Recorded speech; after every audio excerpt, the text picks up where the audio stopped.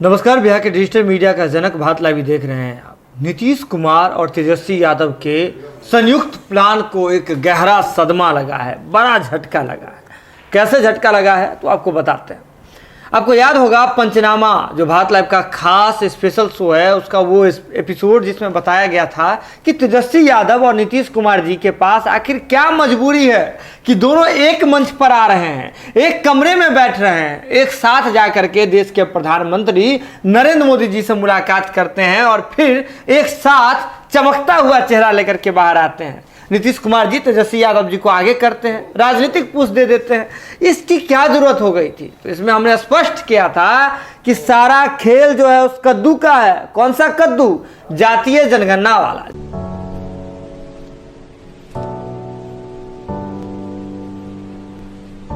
जातीय जनगणना से क्या होगा? ओबीसी समाज का जो आपको बता दें जो जनसंख्या है वो उभर करके सामने आएगा, जो कि तकरीबन अभी के एक अनुमान के मुताबिक, जो सियासी गलियारों में जिस बात की अनुमान चल रही है उसके मुताबिक 70% के आसपास हो गई है। ऐसे में राजद के पास तो पहले से है एक बड़ा ओबीसी का वोट बैंक। हम बात कर रहे हैं एमवाई समीकरण की। हालांकि तेजस्वी यादव जी कहते हैं कि A to Z की पार्टी है, लेकिन ये बात भी तो सर्वविदित है राजद को लेकर के कि राजद एमवाई समीकरण पर काम करती है। तो एमवाई समीकरण ये ओबीसी वोट बैंक का एक बड़ा, यादव जो है एक बड़ा वोट बैंक हो जाता है। और नीतीश कुमार जी किस प्लेटफॉर्म पर काम कर रहे हैं, किस रणनीति पर काम कर रहे हैं, तो इसमें सीधे तौर पर स्पष्ट हो जाएगा कि नीतीश कुमार जी अगर बात करें तो नीतीश कुमार जी लवकुश समीकरण पर काम कर रहे हैं। तो लवकुश समीकरण भी किस में आ जाता है? ओबीसी में आ जाता है। यानी कि ओबीसी के वोट बैंक को साधने के लिए, उस पर अपना वर्चस्व कायम रखने के लिए नीतीश कुमार जी, तेजस्वी यादव और सभी दल के जो प्रतिनिधि हैं वो एक साथ मिलने की बात कहते हैं। ये बात भारत लाइव की टीम ने आपको पहले बताई थी। लेकिन नीतीश कुमार और तेजस्वी यादव के संयुक्त प्लान को एक गहरा झटका लगा है। और झटका किसने दिया है? तो जिस दल के प्रतिनिधि उनके साथ गए थे उसी दल के प्रतिनिधि ने, उन्हीं लोगों के द्वारा नीतीश कुमार और तेजस्वी यादव जी को झटका दिया गया। हम बात कर रहे हैं जीतन राम मांझी जी की। जीतन राम मांझी जी का एक दिन पहले का वो ट्वीट आपको याद होगा, जिसमें जीतन राम मांझी जी ने स्पष्ट तौर पर एक बड़ी बात लिखी है। उन्होंने अपने ऑफिशियल ट्विटर अकाउंट से लिखा था कि आज जो जातिगत जनगणना का विरोध कर रहे हैं वो असल मायने में संविधान और बाबा अंबेडकर के विरोधी हैं। संविधान में सामाजिक और आर्थिक तौर पर पिछड़ों के लिए आरक्षण का प्रावधान है, न कि आर्थिक तौर पर पिछड़ों के लिए। नाम में टाइटल लगाकर अपनी जाति बताने वाले आपको जातिगत जनगणना से डर क्यों है? ये बात जीतन राम मांझी जी ने अपने ऑफिशियल ट्विटर अकाउंट से इस बात का जिक्र किया था, इस बात को शेयर किया था, जिसकी लास्ट पंक्ति बेहद खास है कि नाम में टाइटल लगाकर अपनी जाति बताने वालों आपको जातिगत जनगणना से डर क्यों है? जीतन राम मांझी जी ये सवाल करते हैं। इसके बाद उसी जो सर्वदलीय समूह होता है जो प्रधानमंत्री नरेंद्र मोदी जी से मुलाकात करते हैं, उसी में बीजेपी के कोटे से एक प्रतिनिधि थे। हम बात कर रहे हैं बिहार सरकार के मंत्री हैं जनक राम जी। जनक राम जी इसी का जवाब दे देते हैं प्रेस कॉन्फ्रेंस के माध्यम से।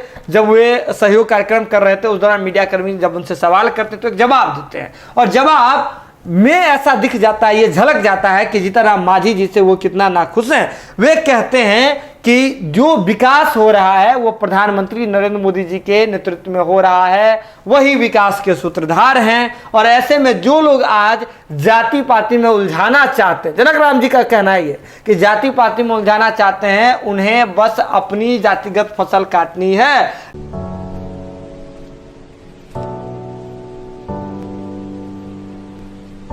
जब उन्हें सत्ता मिल जाता है तो वे अपनी जाति के लोगों को भूल जाते हैं, परिवारवाद में आ जाते हैं। भाई के लिए, बहन के लिए, दामाद के लिए, बेटी के लिए टिकट, सीट, मंत्री पद, इसी में आकर के रह जाते हैं, अपने समाज की बात नहीं करते हैं। लेकिन जब अब जो है लड़ाई सीधे हो गई है विकास वर्सेस जाति पाति, तो जाति पाति सब कुछ छोड़ना चाहता है, विकास की बात करना चाहता है, और विकास नरेंद्र मोदी जी के नेतृत्व में हो रहा है।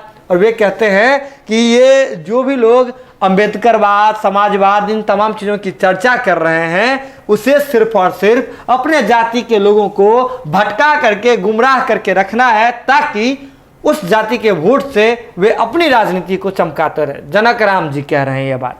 बीजेपी के मंत्री हैं, बीजेपी कोटे से आते हैं। और जो प्रतिनिधि मंडल गया उसमें भी जनक राम जी थे, शामिल थे। अब समझिए, नीतीश कुमार जी और तेजस्वी यादव जी के साथ मुकेश सहनी जी जाते हैं, और भी लोग जाते हैं, जीतन राम मांझी जी जाते हैं, जनक राम जी जाते हैं। मुकेश सहनी जी वीआईपी कोटे से जाते हैं, वीआईपी का प्रतिनिधित्व करने के लिए। जीतन राम मांझी जी हम हिंदुस्तानी अवाम मोर्चा का प्रतिनिधित्व करने के लिए जाते हैं। उसके बाद जनक राम जी बीजेपी का प्रतिनिधित्व करने के लिए जाते हैं। लेकिन अब विवाद जो है वो किसमें हो गया है?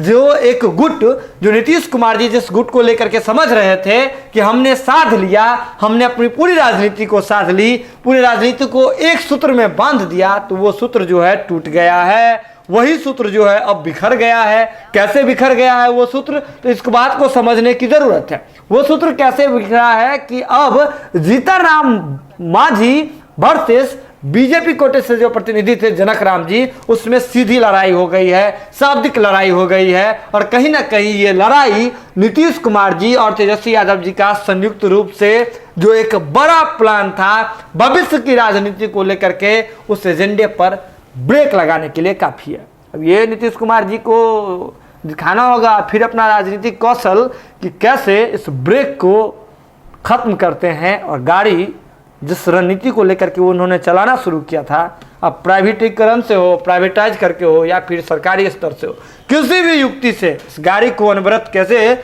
चलाया जाए, ये अब नीतीश कुमार जी को फैसला करना है।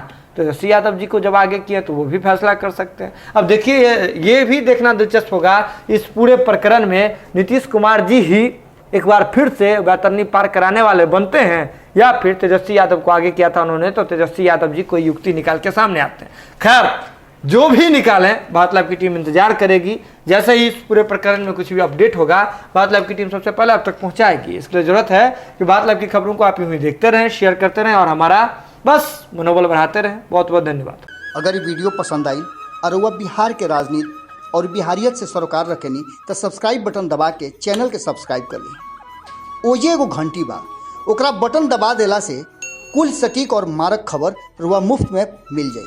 अगर रुआ पत्रकारिता के हमनी के नया प्रयोग में सहयोग कर चाहतानी तो ज्वाइन बटन दबा दी।